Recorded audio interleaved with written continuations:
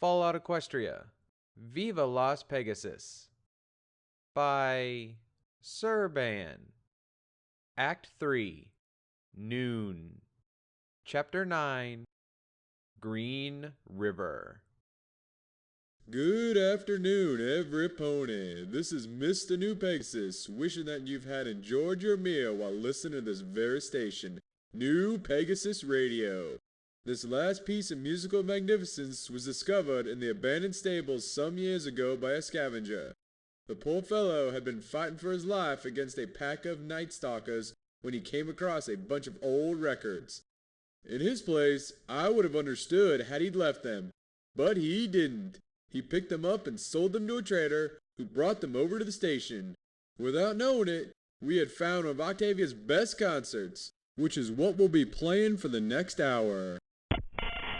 This is Radio Nowhere. Is any pony alive out there? Good, because if you're listening, we've got some serious issues going down in Freedom Field in the Wasteland, and we're here to bring them over to you. First off, rumor has it that Miss D. Clef, the renowned public figure, has started looking for her significant other. Who's up for her, every pony? We still don't know the name of the lucky buck, but we at Radio Nowhere wish the upcoming couple the best for the future. Also, a report snooped a conversation between Golden Swallow and the leader of the Followers of the Shy and an unknown stallion. And I tell you folks, things aren't going peachy for the happy couple she and Saddle Buckmare form. We're preparing the recording to be aired in a later broadcast, but I can give you some snippets. For example, Goldie says that Saddle's an irresponsible dick with no backbone to take on the city, and that she would tell Dee and Amber to buzz off.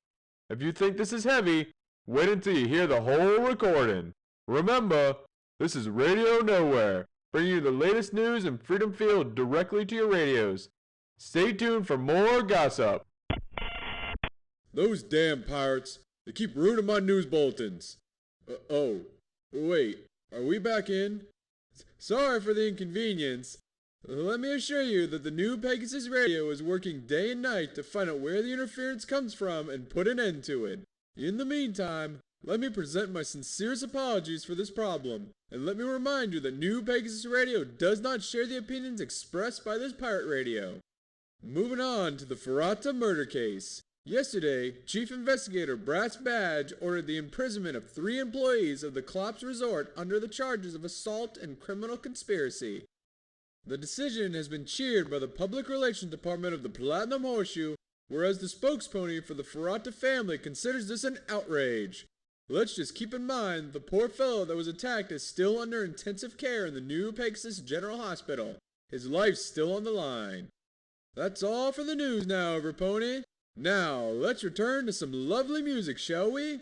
As I told you, we're dedicating a special day to commemorate one of the great Octavia's finest concerts, the Live at the Candlelight Bowl. This piece we'll hear next is the famous March of the Parasprites, played by Octavia and the Equestrian Philharmonic Orchestra. Enjoy this magnificent work of art, and remember that you'll listen to New Pegasus Radio, and I'm your favorite host, Mr. New Pegasus, speaking directly to your souls. Talk about spreading chaos. Hertzan was doing a really fine job. Since I left him, he had already started doing his job diligently. Every 2 or 3 days, the signal of New Pegasus Radio would be overridden by the rogue broadcast of Radio Nowhere. And the things aired on Hertzan's shows weren't light stuff precisely. I had some worries about how much content he was spewing out and what the listeners felt about it outside of asking Stuka. Anyway, only time would tell if it was having our desired effect. Time we were going to spend in Netherlands. Nadar led the way towards the teleport booth, and while I trusted his plan and allowed him to take charge, my mind grew weary over being dragged around by some pony that didn't seem all that concerned about the well-being of his companions. Ever since leaving Freedom Field, he had been gambling on our lives. Whereas I like to stay close to the roads and keep to open spaces, Nadar preferred canyons and chasms wherever possible, sticking to unconventional roads that no pony sane would ever want to use for traveling, which made them, at least to me, obvious hiding places for raiders and scum seeking safety from NER patrols or armed caravans. Nadar assured me that my fears were unfounded, and days passed without encountering a single pony while we made our way towards the east and this teleporter of his.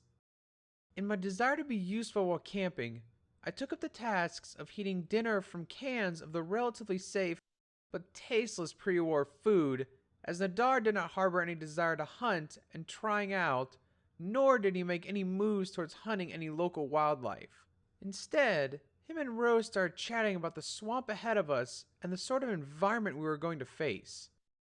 When asked about his homeland and dealing with Rose's naive questions, Nadar adopted the stern manners of a schoolteacher, speaking about his homeland with clarity and brevity. I have to commend him for his ability, and took in relative dangers of the swamps, how to deal with them, and noted down briefly the marvels of a much different ecosystem, while Rose was able to settle into a rather childlike relevance and amusement. Apart from the irradiated water and a brief history about the various megaspells that had painted Netherlands, Nadar's tale of the fauna made me think that almost every single thing still alive in the pit of the swamp would eat us alive, poison us, burn us to a crisp, or paralyze us, leading me to make the conclusion that it'd be best to maintain a shoot on sight, ask questions later policy. It made me appreciate my rifle more, and I kept it close during the night watches. A fine piece of engineering, robust, reliable. I took to cleaning it often to keep it that way while loathing the lack of NER protection. This one wasn't my first night watch, nor would it be my last. Most of them have been peaceful, nothing goes wrong nights, where the greatest danger of keeping watch was to fall asleep. However, there was also the danger of being ambushed, which made me rather nervous. Sadly for me, this was going to be one of those nights. With my sight limited to only a couple of meters because of the lack of light, I was relying on the rest of my senses to grasp perception of what happened in the area. At night, the wasteland used to be silent. At the moment, however, I could hear a silent rustling, a very slight noise, like the fizzing sound of sand in the wind, but intermediate. Plus, there was no wind, so it had to be the sound of something coming close. Besides, I'd bet my hooves at the fact that we were being stalked by some pony. I moved forward to wake Nadar up, while I left Rose sleeping. He groaned a little when I patted him on the back, but he quickly got up. While he was stretching out, I made him a sign to keep silent. "What is the problem?" Nadar whispered. "I think we're being stalked." "Stalked? By whom?" "I don't know. I've heard noises that don't sound natural. There is something lurking around." "Oh, hell." We stood back to back, aiming our weapons to the great darkness of the night. The cloud cover was especially thick in the area, which made the night far darker than the area close to Nobuck. For example, the noises could be heard clearly now that we were paying full attention to the world around us. There was something out there, without a doubt. Whatever it was, it took great care on keeping out of sight, concealed in darkness. "Come out where I can see you!" Nadar yelled. "Like that's going to happen!" I scouted the darkness, looking for a hint of what could be after us. Whatever it was, it knew the basics of fighting.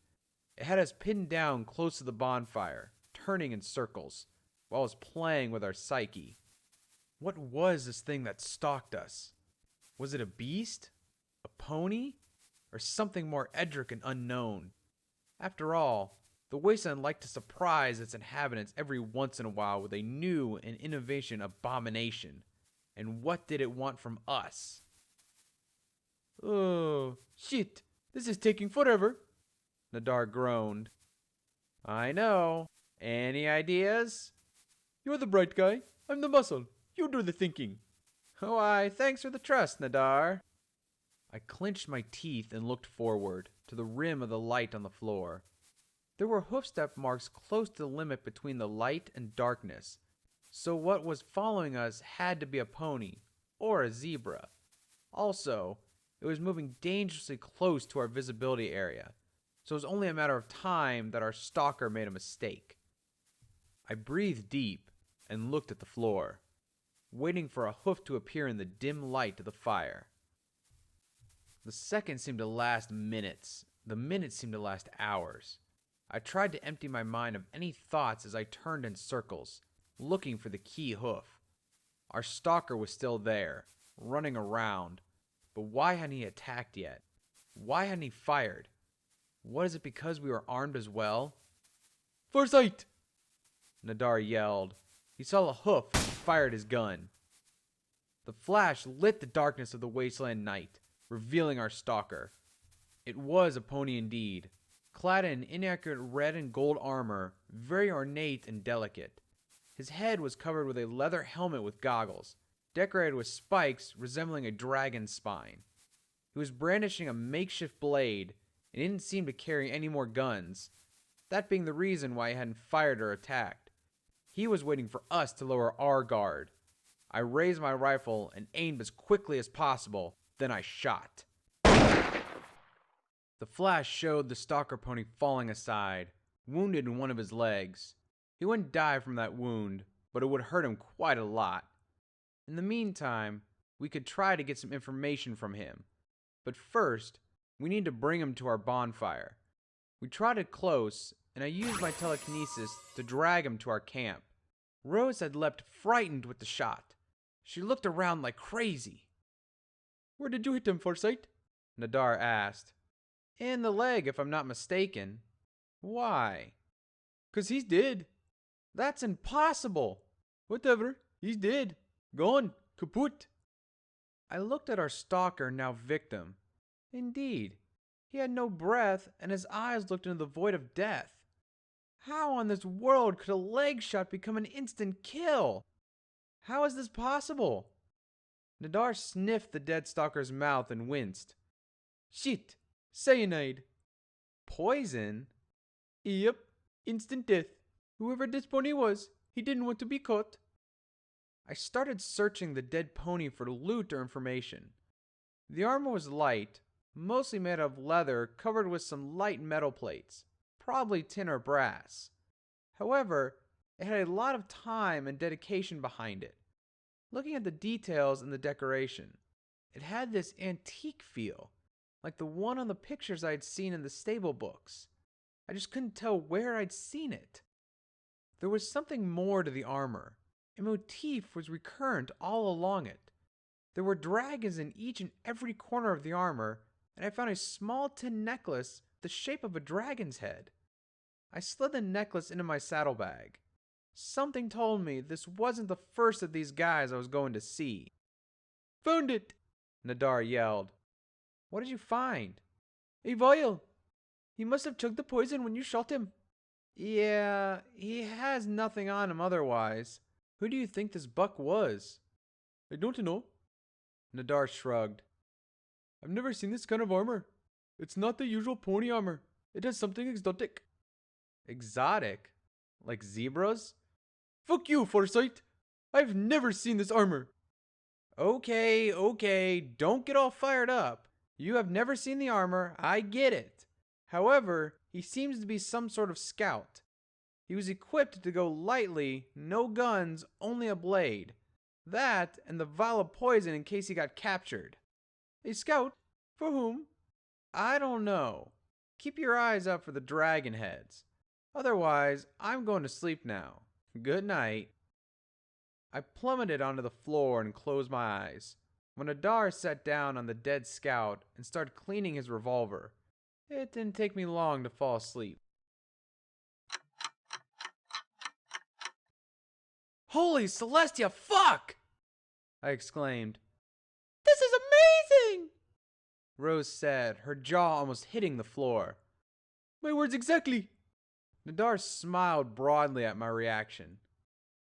We had trotted for a couple hours since we packed up and left the rotting body of the dead scout behind us. Suddenly, the road had opened and had confronted us with a massive canyon to our right and a huge water reservoir to our left. In the middle, the road trotted over a gigantic wall of concrete that separated both parts, holding the massive volume water captive. It was frankly breathtaking to see the massiveness of that construction. What the hell is this? I was having a really hard time to keep my muzzle closed. This is Hoover Dam, one of the marvels of pre-war engineering. Don't ask me how, but there's a power plant in there. That's where all the electricity from New Pegasus and Freedom Field comes from. Sounds like a nice catch for the NER. Controlling the power plant would give them the edge over New Pegasus. Yeah, well, that's what we're here to scout. Of course they want the dam, but they don't want to rush. And why is that? Beats me. Fair enough. We began to cross the dam. While Nadar advanced at a steady pace, I looked at all sides with my face turned into a rictus of amazement. I could see all the course of the river Colorado from there. I could see how it arched between the mountains, to end up widening and forming what I assumed was Lake Honeymead. Come on, Farsight, catch up! Nadar and Rose are already on the far end of the dam. I galloped to meet up with them, and we set off to find the bunker he had been talking about. It was time to search for treasure. Is this the place? We had stopped close to a small shack, about 2 by 2 meters in surface, half covered in dust and desert vegetation. My pitbuck hadn't even bothered on indicating that I'd found some new location. I'd almost thought that a teleport booth would look more imposing, more futuristic. Instead, it looked like a puffed up phone booth half swallowed by the wasteland. It's bigger on the inside, Nadar shrugged. Let's go. Nadar opened the shack door and we got into the booth. It did feel somewhat bigger in the inside, mostly because the shack was empty, except for a couple of benches and the teleporter. And it seemed this was planned to be used as a massive teleport system. The teleporter itself stood in the middle of the room, connected to a mandate of cables and wires. It was a void cylinder, glowing in blue and green, welcoming us to step into it. I don't like how it looks. I shivered. Me neither, but it looks like gold. So let's go, Farsight. I haven't come this far to back down now. I know that. However, are you sure this will work? Come on, Farsight. You know the answer to that question. Let me guess. You have no idea. Exactly. Nadar laughed. I have no idea. Now let's get cracking. I shrugged, asking myself questions about Nadar's sanity, and followed the hyped half-zebra to the teleporter cylinder. As we crossed the halo of light that dimmed the teleporter's perimeter, I started feeling a strange current fill the air, causing rippling spasms in my muscles. Nothing too heavy, but it was a quite unsettling feeling. Nadar, on the other hoof, seemed undeterred by the imposing unknown that was the functionality and accuracy of the teleporting system we were about to use. And how are we supposed to get this thing running? I asked. Easy, bro. The thing is pre-programmed. The user only has to push the bigger button. How do you know that, if I may ask? There's a nice little thing over there. It's the small cabinet on the wall called Instruction Booklet. If you take your time to look and read it, you discover how easy it is to operate one of these things. I smirked at Nadar's smug retort. There was nothing to say in that case. If he had read an instruction booklet, he'd know best, so I shrugged and nodded. My bad. Go ahead. All right, mares and gentlecoats, please buckle up for this one-way ride to New Orleans. Estimated trip duration is... Meh, who cares? Let's go! With a howl of victory, Nadar slammed his hoof on the big red button with the engraving Activate on it, and the machine started humming and buzzing. I was no technician, but common sense told me that a buzzing machine wasn't a healthy machine. However, Nadar didn't seem to care too much about the teleporter's condition. Instead, he was whistling and singing in tune with the machine's noises. Nadar, are you sure this is working properly? I said, rather scared. Before my companion could give me an answer, the teleporter emitted a loud, screeching noise, and the world itself vanished into darkness. Being teleported is not a nice feeling, not at all.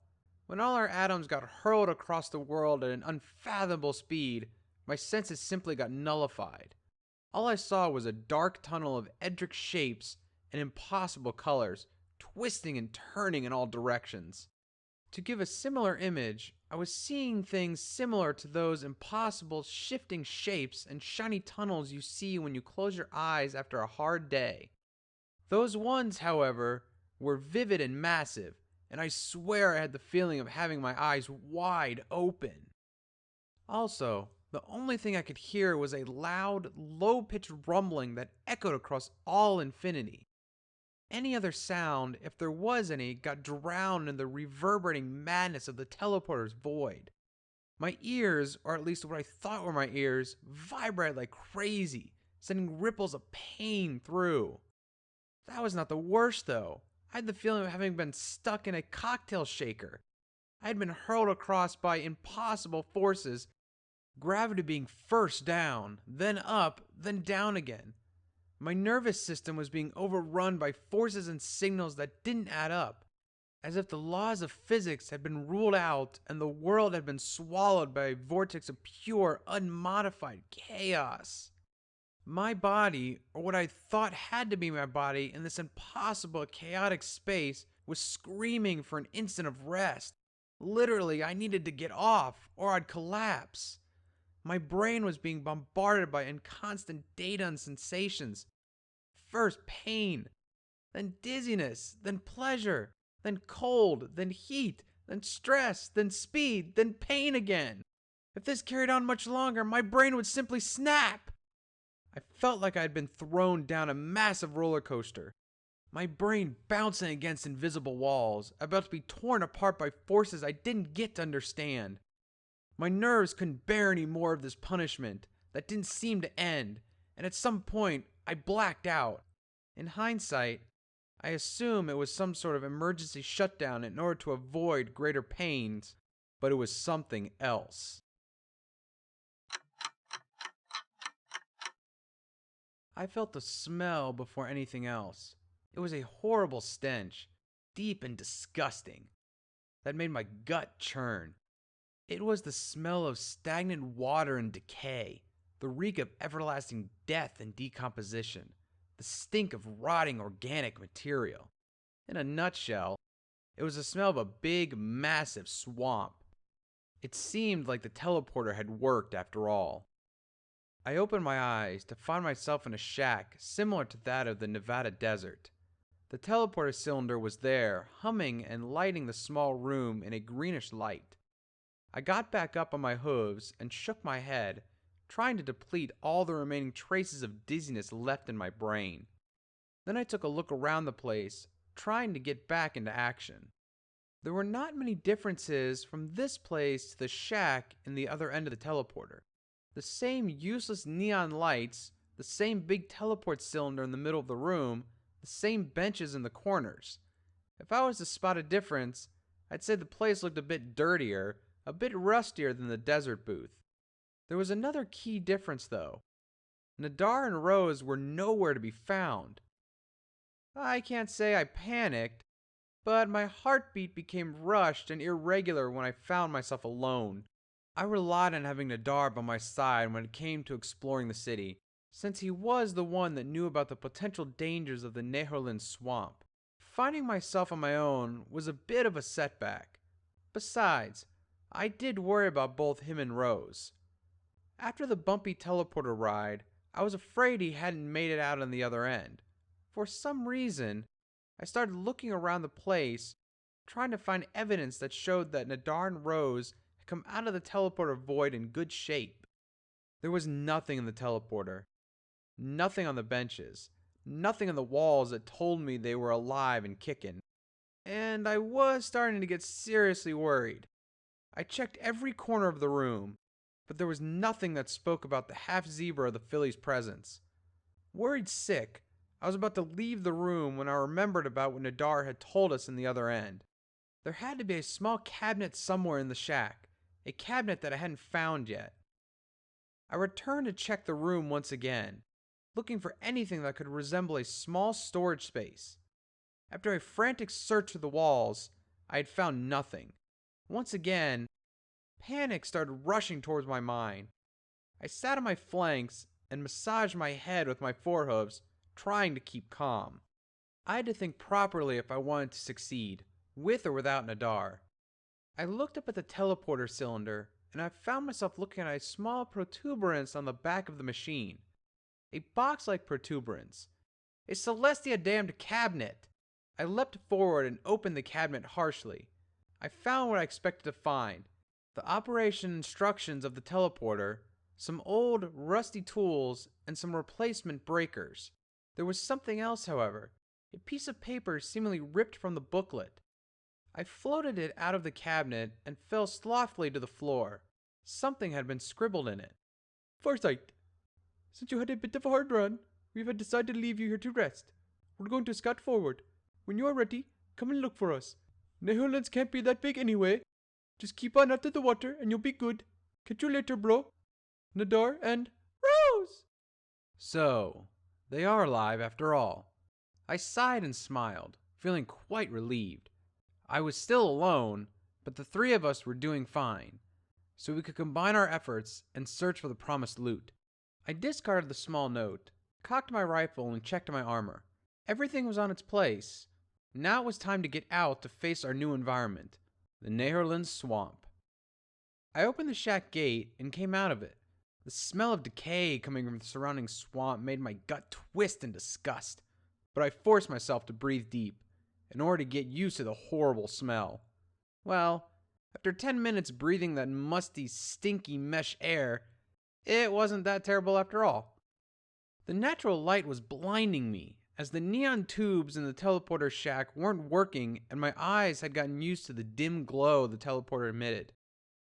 When my eyes finally managed to see something apart from a blinding whiteness, I found myself looking up to a shiny green dome, made out of entwined branches and leaves of lush, huge trees. As Nadar had said, there was no way to get through that heavy cover. Even light had serious issues to sip through the several layers of foliage, and the one that managed to enter the dome was tainted in a greenish color, giving the place an otherworldly feel. Amazed by the massive dome hanging above me, I lowered my sight to look at the city I had just entered. I expected to see something like Freedom Field, a city in an acceptable state, but I found myself looking at a large, half-sunken ruin. Wrecked buildings stood out of the stagnant swamp water, like the fangs of a massive beast. Greenish vegetation life grew out of the mud and clinging onto the debris. The roads were cracked and sunken in many places, natural slowly winning the battle for the dominance against the advances of pony kind. Electric cables, long rendered useless, floated slothfully like some sort of water snake, curling and stretching with every ripple in the water. A water that was, like Nadar had told me, a death trap of wildlife and radiation. Speaking of which, my pit bucket started clicking as soon as I got out of the shack, letting me know that this place wasn't the safest to stay. I looked at the device attached to my leg. The screen was flashing a red warning, +2 rads a second. That was not good, so I'd better get going. I tried to ubicate myself using the Pip-Up map, but the feature didn't seem to work in this place. Apparently, the Pip-Up had been deconfigured in the teleporter ride. All that appeared when I was trying to switch the map screen was a flashing message saying, "Connection lost." Oh, seriously? What the crap? I scowled. Well, I would have to move the old way then. I looked around, trying to get a grip on my location. Without the help of my Pip-Buck map, I would have to rely on the other things to orientate myself, such as the EFS compass, which, thanks to Celestia, was still working, and on local reference points. At the moment, I was standing on a hill, judging from the water surrounding me. The hill was crossed by a north-southern road that descended on both sides, being the teleporter booth the highest part. My first objective was to find Rose and Nadar.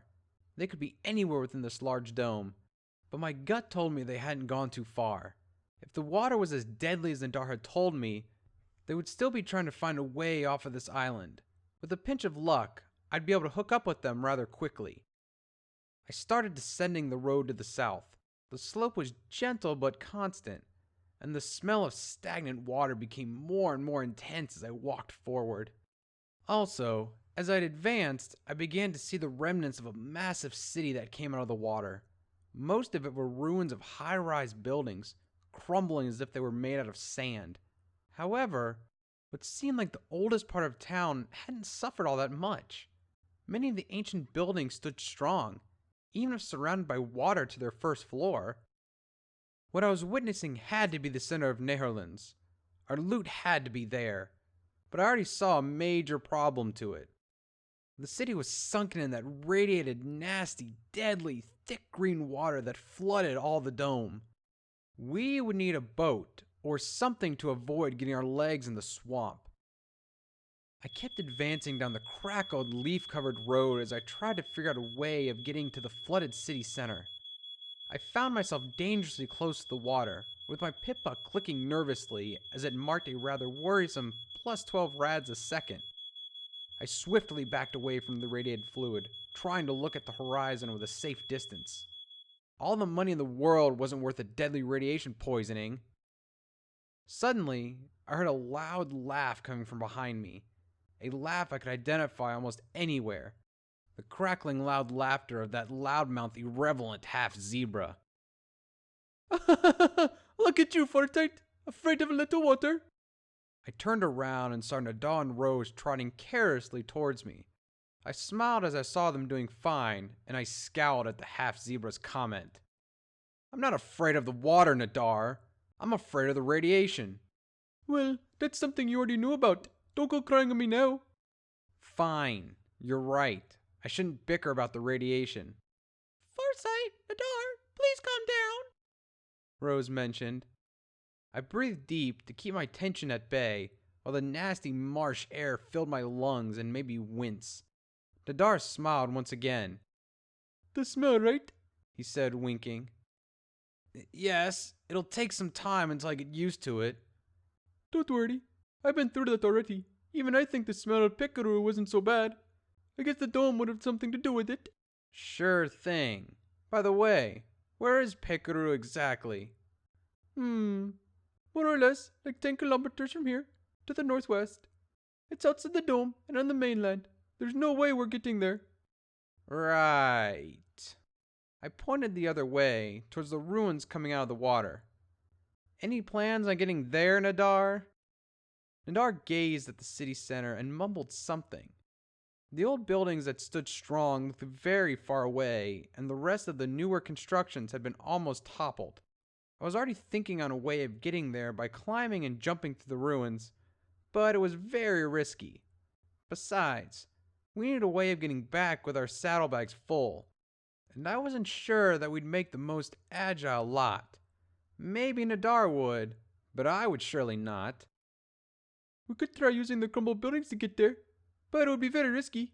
A wrong step, and you could be done for. That's what I thought. Shit, then we're in real trouble, Nadar grumbled. Are you giving up? Oh, hell no. No. I ain't giving up. I didn't come all the way to turn around here. Well, I don't want to be the spoiled sport, but I don't see a way of getting there and back safely. And honestly, I don't want to die in a radiated puddle. Farsight? Rose whispered.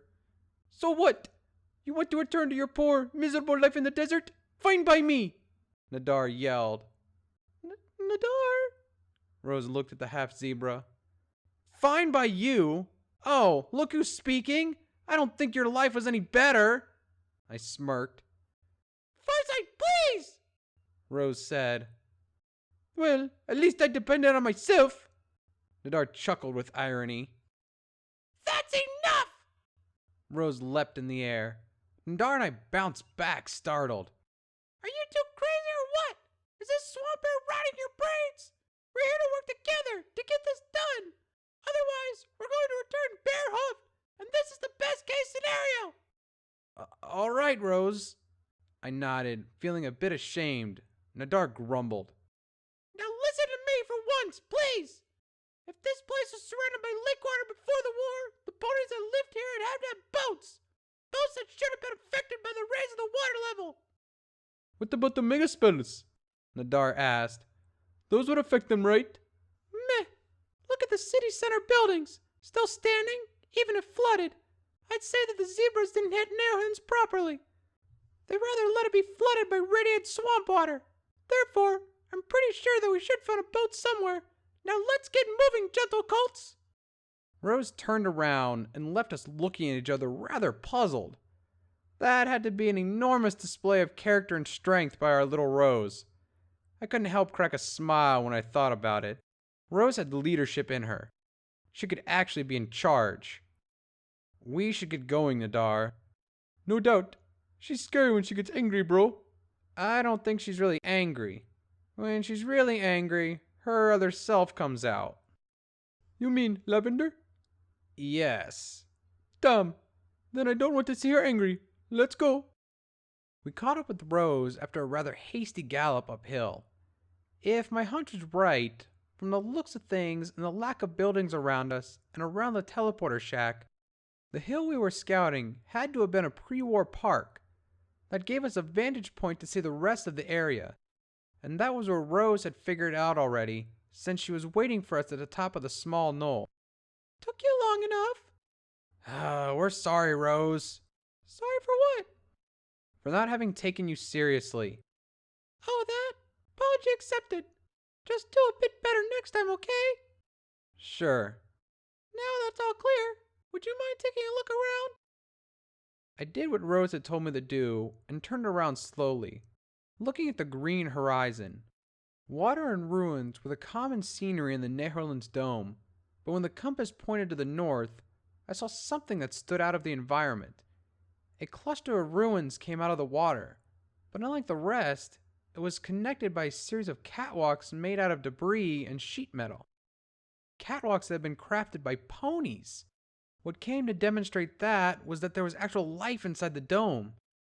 There is... I started. There's a settlement, indeed. Rose smiled broadly. Great job, Rose. When did you find it? Oh, not too long ago, really. I spotted it when I was waiting for you two to arrive. I assume you suggest we go investigate the settlement? Of course. If somebody knows how to get to Netherlands, then that would be whoever lives in the shacks. Good. Let's get moving then. After a long walk downhill, we made it to the beginning of the catwalks leading to the settlement. I looked up to the small village we were about to enter, and I had to acknowledge the adaptive abilities of pony kind. The settlement was built almost entirely on palings and stilts, sprawling upward in an unstable balance. Most of the houses were made out of wood, which were abundant in the area, and sheet metal, which required a bit more time to find and gather, but still was quite abundant. And even if they looked rusty and about to fall apart, they did conform a stable village. There was no electric lighting, as it was obvious, but the place was lit by torches with eerie green flames. Those had to be the lights Nadar had seen as a foal. They were rather unsettling indeed, and they gave the place a rather obscure feel. However, these fires were the irrefutable proof of ponies living in this settlement. What should we do? Nadar asked. I say we enter, I answered. Keep your guns concealed but ready. I don't want to scare any pony, but we can't discard the possibility of them being hostile. Of course, they could be cannibals. It's not that strange in the swamps. Cannibals? Rose squeaked. Don't worry, Rose. If there were cannibals, we won't let them have a bite. All right. We walked forward on the catwalk, the sound of our hooves stepping on loose sheet metal resonating across the large green dome. So much for a silent entry. I visualized my rifle hanging from my side, ready to be unholstered and fired if things got ugly. Suddenly, a figure stepped out of one of the few buildings that weren't made out of sheet metal. In the middle of the settlement, the remains of a high-rise tower came out of the water like a spear futilely trying to pierce the leaf cover. However, only a couple of stages managed to grow higher than the catwalk level. One of these stages had been modified to work as a ground level. One of the main windows had been turned into a main door, and that was where the figure was standing. Dimly lit by one of the torches, I managed to see that the fur of the pony had almost fallen off, revealing a sickly white and bluish skin, full of gashes and scars. The mane was almost gone, just a few strands of blue remained as a witness of past times. "Oh, visitors!" She yelled. Indeed, it was a she, a mare ghoul. "Oh, hi," I greeted. "Don't be shy. Come closer." Okay. We advanced towards the ghoul mare, looking around. More and more ghouls were coming out of the shacks, looking at us with evident surprise and a bit of eagerness. I tried to keep calm, but the sight of walking carcasses looking at us with interest was something that made me feel, to say the least, rather uncomfortable. Rose, on the other hoof, looked around amazed. I assumed she hadn't seen a single ghoul in her life. Nadar didn't seem too impressed. "Hello." The ghoul mare shook hooves with all of us. I didn't shake her hoof too strongly, since I sincerely feared of ripping off her leg. "My name is Auntie Chevelle. Welcome to our little settlement." Pleased to meet you. I'm Farsight, and these two are Desert Rose and Nadar. "How are you?" Still a little shaken from our little trip, but fine, I guess. "Oh, you came from the teleporter?" Of course. Where'd you expect us to come from? Me and my rotting brain. She face-hoofed. Of course you'd come from anywhere else. Why don't you come in and get comfortable?" We nodded and walked into the old apartment building. The place had been conserved in a pre-war fashion, with fancy wooden furniture decorating the rooms, rugs on the wooden floor, and chandeliers providing a much-needed light. The fire was, as in the outer torches, bright green. We all sat on a comfortable, large and profusely decorated red rug, while Auntie Chevelle laid on a couch before us. We did look like fillies listening to a storyteller. "So, now that we're all comfortable, why don't you tell me what brings you here?" She asked. Well, being totally honest, we're scavengers, I answered bluntly. "Scavengers?" Yes, we came to explore the old city. Back where we live in, we work as traders, specialized in scavenged goods. The Wasteland is a nice source of these kind of items. However, we started to run a bit low on supplies, and we learned about the city and how to get here. "I see. Well, I have nothing against that. Every pony has to make a living. Thanks for your understanding. Still, that doesn't answer my question. What brings you here?" To here? As into the settlement? "Indeed." Without wanting to be rude, where are we exactly? "Oh, my head again." Chevelle composed a lipless smile, rather disturbing. "Welcome to Mercury." Mercury? Nadar leapt out of his pseudo-lethargy. Really? I didn't think it existed anymore. "You know of Mercury?" Chevelle looked surprised. Of course I do. Nadar smiled. I was raised in Picaru. I know all the area, but I thought this place didn't exist. "Really?" Chevelle squeed. "What a coincidence. Good to see a fellow swamp dweller even now and then."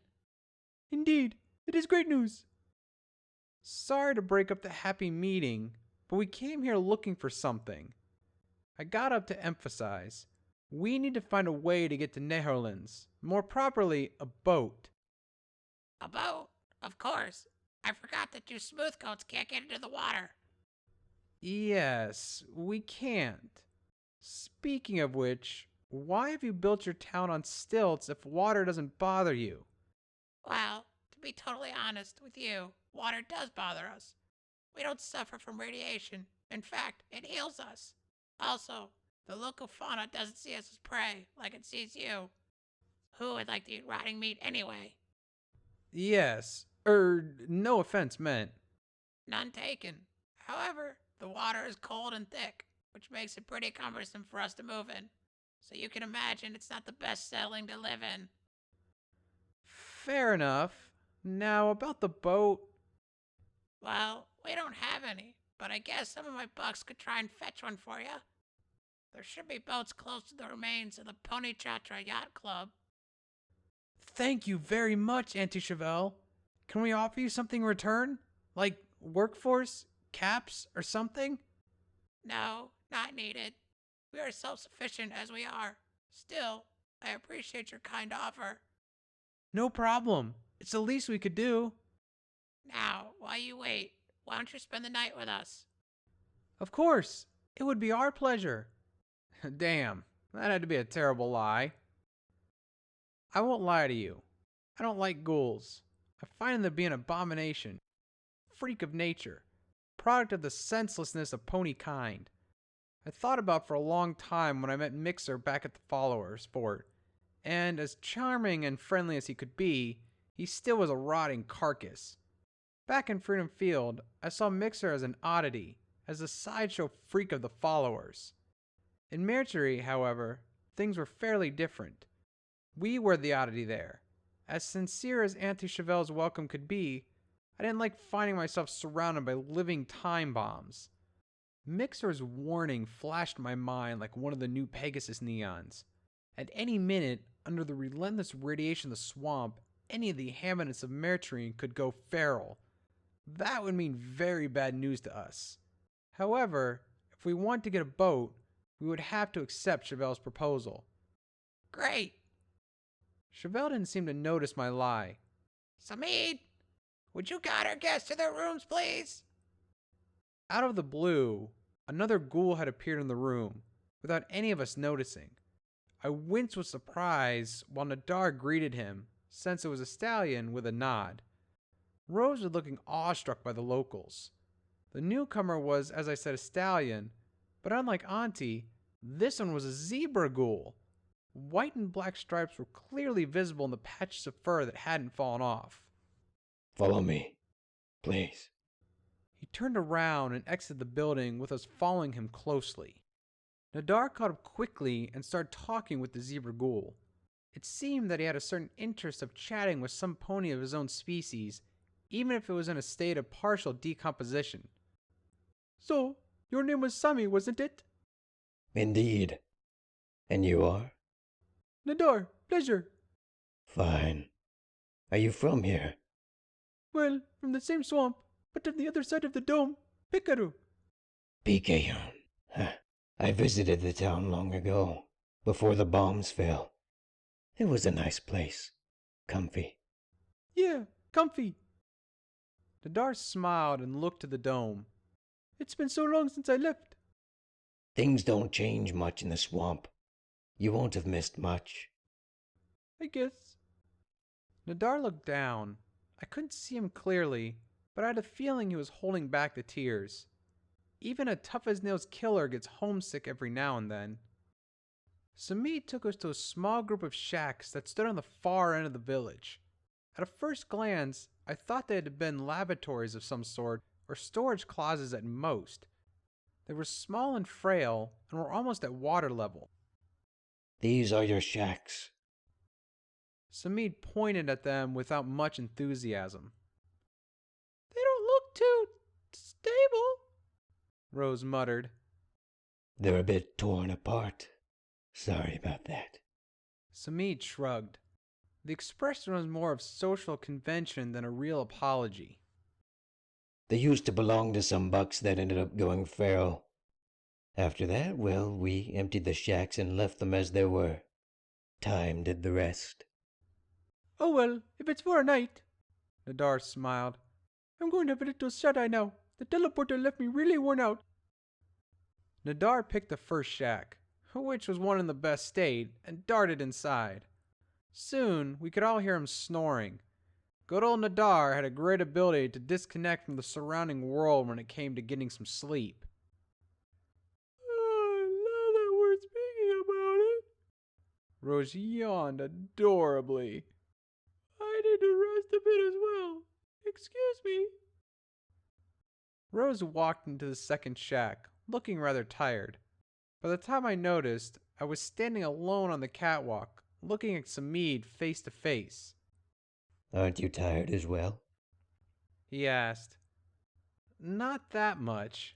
I blacked out when we teleported, so I took a little nap. I guess that's the difference. So it seems. Samid shrugged again. Silence fell between us, and the sound of crickets and rad frogs filled the air. I didn't feel like going into the shack, but Samid wasn't leaving either. Instead, he looked at me with a rather concentrated face, as if he was trying to read my mind. Excuse me. He said, Farsight, was it? "Yes." I think I heard you say you wanted to go to New Orleans. "Yes, that is our goal." Have you heard about the curse? "The curse?" "Oh yes, I remember Nadar mentioning something about that.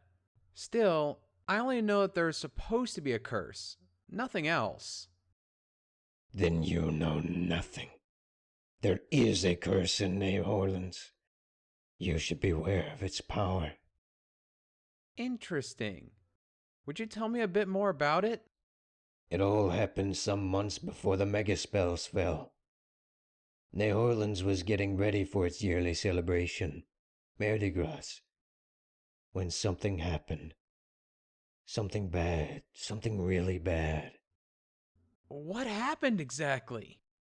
I don't know. I wasn't there. That very day I had gone to Picayune to visit an old friend. We were going to listen to the Mardi Gras midnight parade on the radio, but about an hour before midnight, the radio went silent. Not only ours, but all of them. Everything had gone crashing down. "What did you do then?" My friend and I decided to go to New Orleans to learn about what happened. Many of the inhabitants of Picayune were getting ready to form a scouting party, but we were faster and left before they even got started. Luckily for them. To be honest. We galloped down the road in the dark, praying for the best but expecting the worst. We were at war after all, and I was afraid my kin had launched a massive attack on the city. "Oh, by the way, sorry for interrupting. Didn't you get harassed for being a zebra in wartime?" Lots of times. But in the end, the Ministry of Morale goons knew me and my family. We had been living in New Orleans for generations, long before the zebras and ponies became enemies. Others weren't so lucky, I'm afraid. "That's shameful!" Indeed it is, but we're digressing. As I told you, me and my friend got to New Orleans as fast as we could. Upon arriving, we noticed a dark energy surrounding the city. Some kind of necromantic spell had been cast. My grandmother, the sun and moon guard her soul, taught me to identify and defend against necromancy. I warned my friend, but he insisted we go deeper. We could have turned around and warned the neighboring towns about what happened, but we didn't. We could have left New Orleans as fast as possible. "But you didn't." Indeed, we didn't. We walked down the streets of the once busy city, now totally silent. I swear I've never felt as much fear as the time I did then. Everything was silent. Dead silent. As we advanced towards the center of town, the dark forces acting in the town became stronger and stronger, but my friend would not back down. Soon we got to the old town where the parade was taking place, and we witnessed the most abhorrent thing we could ever see. "What was that thing?" Samid's tale had me absorbed. Every pony was there, looking at the parade, but no pony moved. It was like time had frozen solid for every pony but me and my friend. When we got close to the mass of ponies, we saw their faces. I still see those faces in my nightmares. They were locked in wails of pain and horror, their eyes gazing into infinity, about to come out of their skulls. Their muzzles were wide open, and all sorts of screams and rictus of fear. Something terribly wrong happened. "Were they dead?" No, they weren't. They were warm. and I could feel their heartbeat when I checked. Something had turned them into husks. I was close to panicking, and then my friend started to hear voices. He started talking to the husks as if they were alive. Then he started talking about a party. I tried to talk to him, but he didn't seem to notice.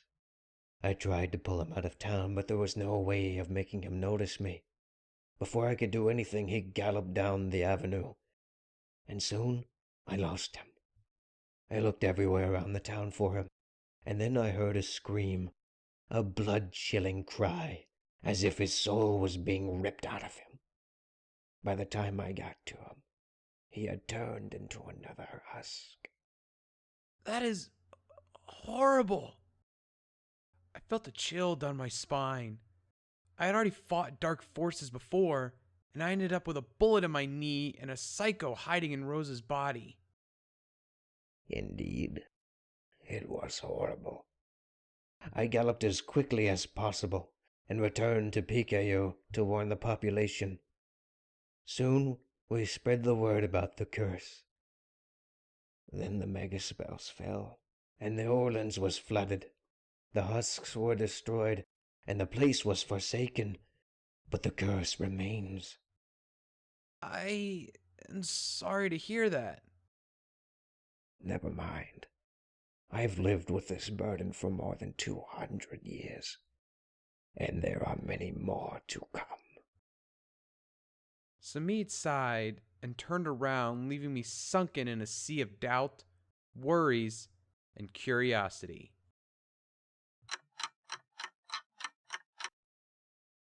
I walked around for a while, talking to the locals while trying to hide my disgust towards them. I wanted to learn about Merternine, about how things went down in the small settlement. I soon came to the convincement that the ponies in Merternine formed a tribe. They didn't have all the tribal paraphernalia, such as rituals or idols to the stars or the sun, but they did behave like a tribe. Auntie Chevelle was a sort of elder to the ghouls, a spiritual and tenero leader. They didn't have any kind of economy, since they couldn't manage without having to resort to trading. The population was so small that all the needs were covered in a self-served fashion. Some ponies hunted, some cooked, some took care of the maintenance.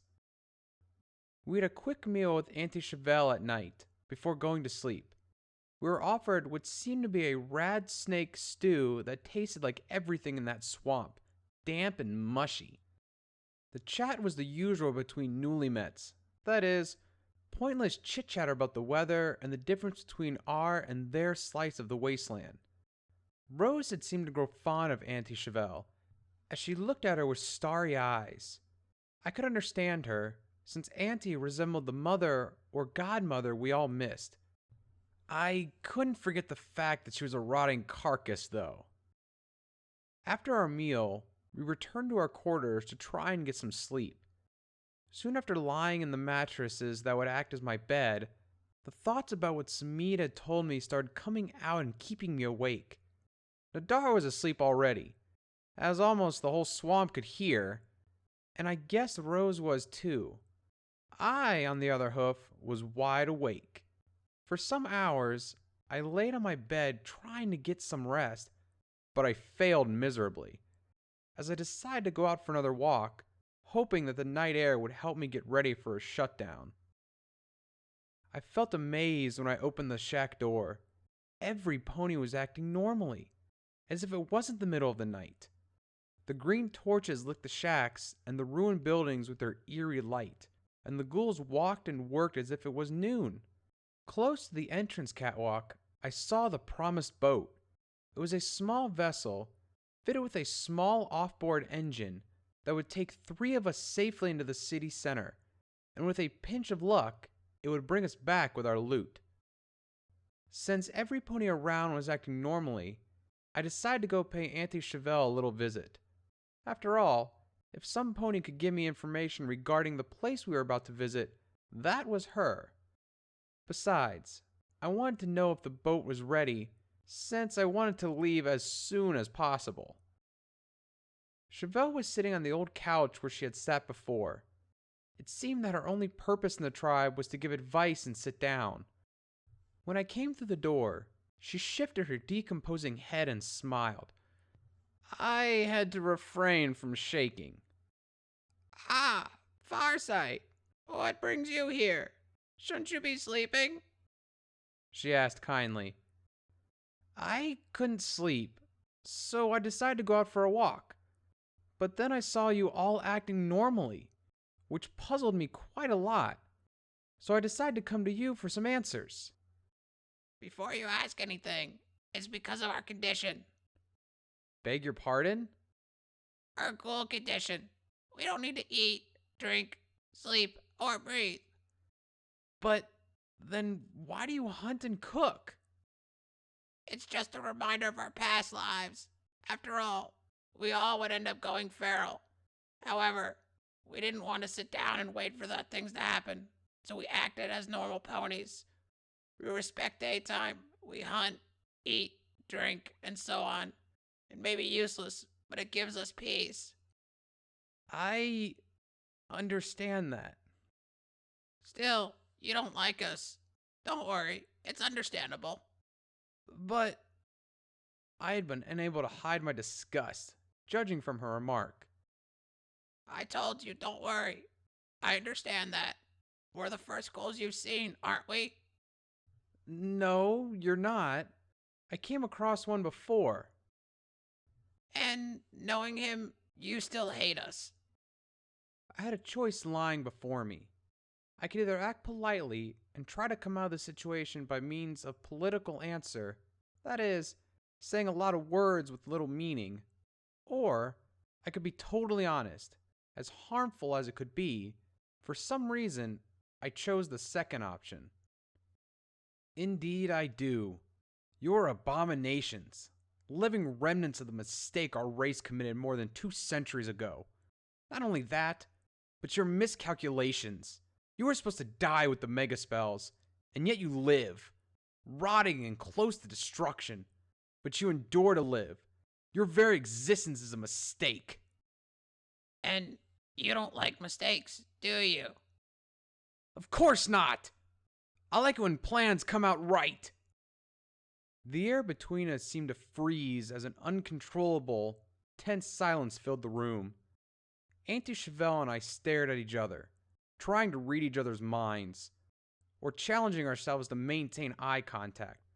Her expression, as much as her abbreviated face let me know, was stern and cold, whereas mine had to be one of pure defiance. Then, she let out a slight sigh and closed her eyes.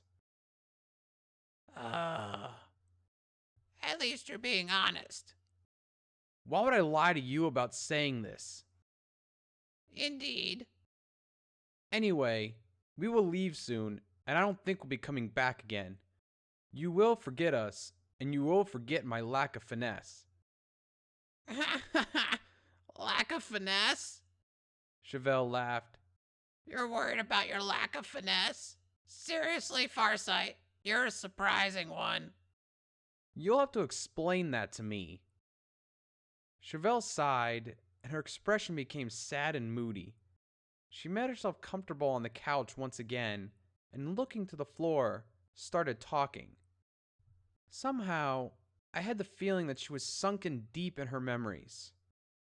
You know, Farsight, there was a time when I have said the same thing that you're saying. In fact, there was a time in which I abhorred ghouls.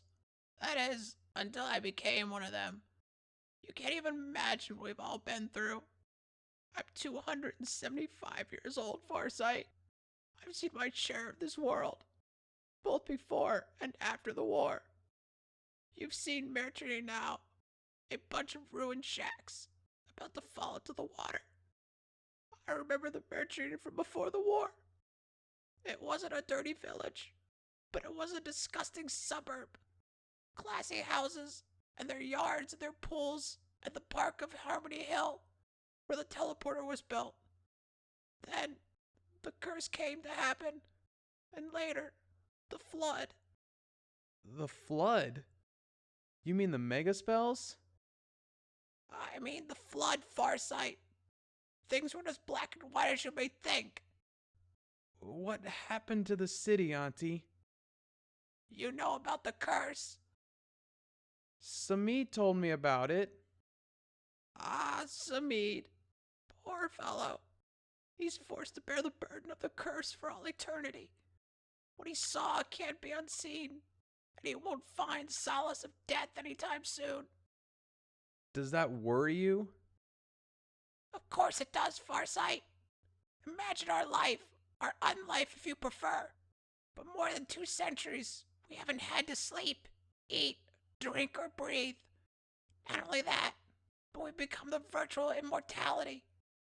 Only our fate is slowly descending into insanity, just to keep roaming the swamp until something finds us worthwhile out of its stomach. We forced ourselves to maintain some rituals from past times, just to delay the degeneration of our minds. Since our mind and ourselves awaken, it's what keeps us from becoming wild beasts like the ones lurking below the dark waters. We don't pray for prosperity or happiness. We pray for death to come swiftly. Chevelle sighed. Oh, we broke the laws of nature. Pony kind played goddesses, and this was our punishment. If nature had been respected, I would have died of old age, in my bed, surrounded by my beloved ones. If it was for nature, you and I should never have met. But we believed we could outsmart nature. We believed we could bend its laws to our purpose. We meddled with physics, chemistry, magic, our girl technology. What did we obtain in the end? A wasteland, death, suffering, hatred. But for us, for nature's greatest mistakes, there was another punishment, much worse than death. It was the punishment of life. I breathed deep while thinking about Chevelle's words. I could feel the sorrow in them, the boredom of the forsaken life in the middle of a prison of wilderness, with no hopes of getting out, healing, or even dying. When the only possible outcome is insanity, hope is banished. I see. Still, you didn't tell me about what happened to the city. Oh, sorry. Sometimes I get carried away. You know about the curse, so I won't tell you much more about it. Since the curse took place, the population of the suburbs started leaving the area, scared of the horrors of New Orleans. Someone said they could hear the blood-chilling screams of the curse at midnight. Some said that the buildings lit up at night and etched shadows could be seen. Of course, all of them were rumors with no fundamental, but no pony dared to enter the lost city. Then the Zebra Nation attacked. Indeed. Some months later, reports of attacks started ringing in the radio. The Zebra Nation had deployed missiles armed with balefire bombs, it said. One day, the radio went silent. The next day, shortly before dawn, we heard and felt the world tremble. Some of us climbed to Harmony Hill to see what was going on, and that's what saved us. 2 massive tidal waves hit New Orleans from north and south. They swallowed the city, wrecking buildings and killing thousands of innocent ponies. When the waves cleared, New Orleans was sunken. We all wept when we saw our homes underwater. Then other problems came. Radiation, wild beasts, diseases. However, we endured. We survived, and we changed. We mutated and became the living horrors that we are now. I see. I only have one question. Why didn't the zebras destroy Netherlands? After all, the tidal waves did kill a lot of ponies, but the core of the city remains intact. You know, I always thought it wasn't the zebras who attacked Netherlands. I think this was the Equestrian government's doing. You can't be serious! I am. Before the war, Netherlands was surrounded by water and protected by a series of levers in order to avoid problems created by high tides. After all, Lake Ponytraten is connected to the sea. Well, I think the attacks were directed to those levers instead of being headed for the city. When all the levers broke, the water rushed into town, sinking everything in the process. They wanted to flood the city so no pony could enter, but they wanted to preserve it unharmed. Are you implying that the ministries had something to do with the curse? I'm just adding 2 plus 2 here, Farsight. I've had over 2 centuries to think about it. One day, the city goes silent. The next, the levees are attacked and the city floods. Some years later, the trees grew and they closed the dome around New Orleans.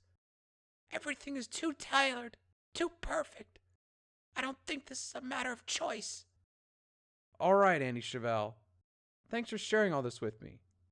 However, I need to ask for forgiveness once again. For what? For my terrible manners, of course. You have welcomed us to stay with you, and we have been really rude. I must say, I'm sorry. The wasteland turns every pony into savages. You're right, young one. Still, there's no offense taken. I can understand your disgust towards ghouls. Well, in that case, with all said, we will be leaving. Farewell, and good luck. I turned around and left Auntie in her couch. I was fighting with feelings, as the things I really wanted to do was to take all the rotting carcasses out. However, that was not wise, at least not for the moment. There was a non-negotiable chance of having to need their help while in the swamp, and then there was Rose, who would surely not see it as a good decision. Farsight, before you leave. Auntie called. Yes? I said without turning my head. I'm thinking that you know a bit more about us. Your hatred and disgust is mostly based on ignorance, and I can't blame you for that. However, what I can do is give you the means to fight that ignorance. From there on, it'll be your responsibility to decide whether you want to open your mind or not. What she said was fairly reasonable. I had to admit it. However, my disgust towards ghouls wasn't fundamental on ignorance, but I totally reasoned biased. Still, in order to be a polite guest, I decided to accept her offering. All right, Auntie, tell me. No, it's not something I'll tell you now. Your companions want to leave, don't they? I guess they do. What is it then? It's a little holotape I use every now and then to remind myself of what I was and what I did. It'll help you understand me better, and its consequences, the rest and the habits of Mertonine. I noticed that she said what I was instead of who I was. Auntie had in a way denied she was an actual pony. She was something different now. All right, I'll take it.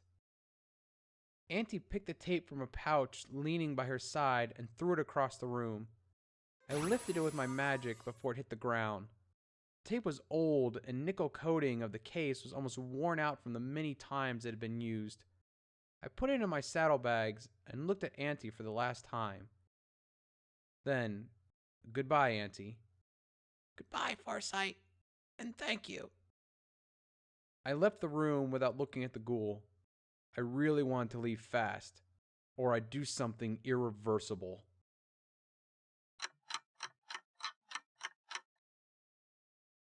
Rose and Adar were waiting for me on the pier next to the boat. I jumped into the small vessel, which rocked dangerously in the thick swamp water. My companions looked at me in silence. While I took a seat and started looking at the engine, it was a magic-powered Arcano engine meant to be powered by a gemstone, or in case there was no gemstone, a unicorn could use its energy to start the propeller. I concentrated on the engine, focusing my magic on the starter circuit. My horn glowed with a faint blue aura, and the propeller coughed and started spinning. Rose looked at me with a smile on her face, while Nadar was more concerned on our surroundings. I was trying to steer the boat through the forest of pillars and ruins that emerged from the water and the ones that didn't. These last ones were clearly the most dangerous ones, since they could wreck our boat without us even noticing it. None of us said a single word, and the only sound we could hear was the constant humming of the boat's engine. "How did it go?" Nadar asked. "Well, it went." "You don't seem too happy." "I'm not.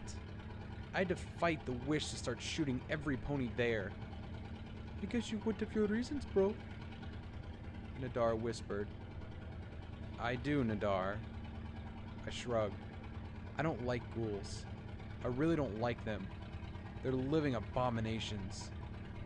"So what? Are you going to slay them all?" "No, just these ones." "Why?" "Well, while you two were sleeping, I spoke to some of the locals, namely Samid and Auntie Chevelle. Did you feel they were happy?" "Happy?" "Yes, happy with their lives." "Oh, hell no. They were bored, even disgusted, I'd say. Not happy at all." "Exactly. From what I spoke with them, their existence had become a burden to them. Having to live day after day in the prison with no hope of anything but becoming a feral monster had to be a terrible feeling. I just assumed that they wouldn't bicker much about me giving them the eternal rest." "Well, if that is what they said, I remember having many ghouls as a foal, and I wouldn't say they looked sad or suicidal, but they were locked in the cursed city. However, have you thought on how Rose will take it?" "Do you honestly think she would accept it?" "Alright, you've got your point. She won't buy it." Nadar and I looked at each other in silence. I could kill the Meritine ghouls, and Nadar would understand it, but Rose would surely see that choice with disgust. I have to make a choice. I could either be true to my principles and damage my relationship with Rose forever, or I could lie to myself in order to preserve Rose's respect towards me. Either way, I'd lost. You know, Rose suddenly said. I've been thinking about the ghouls. "What is it?" I asked. It was quite a coincidence indeed. I admire their resistance. They've survived for more than 200 years in their state, and they still endure, day after day. Yes? What about it? They did remind me of myself, me and my other half, Lavender, about how I'm forced to live with the constant threat of turning into something I totally abhor. Just as the ghouls have had their danger of going feral. What is your point then, Rose? Well, if they could survive 2 centuries, I guess I could take a lifetime. I sighed. For a moment, I started to fear she might go suicidal in anger. The analogy she did between the ghouls and herself was legit, although I didn't think it was the same process. Ghouls would end up going feral by action of the radiation-induced decay of their brains. It was an inevitable process, and it was only a matter of time. Rose's case, on the other hand, was different. There were 2 personalities living in her brain, and every day was a struggle to keep Lavender at bay. But Rose had all the means to succeed in such endeavor. If there was a pony capable of doing so, that was Desert Rose. Well, speaking of ghouls and survival, Auntie Chevelle asked me to listen to this holotape. I pulled the tape out of the saddlebag. Apparently, it will help us understand them better. I suppose we should take our time to listen to it. Go ahead. Nadar nodded. Yes, I agree with you. Rose smiled. I stopped the engine and jacked the holotape into my pit buck. In the middle of silence of the swamp dome, Auntie's voice started booming, about to reveal us the truth about Nehorlands, Meritine, and herself. Note: perk added. Swamp newcomer. You come across a totally different environment and you're still in the process of adapting to it. Minus 5% to all abilities until this perk is substituted by the Swamp Dweller perk.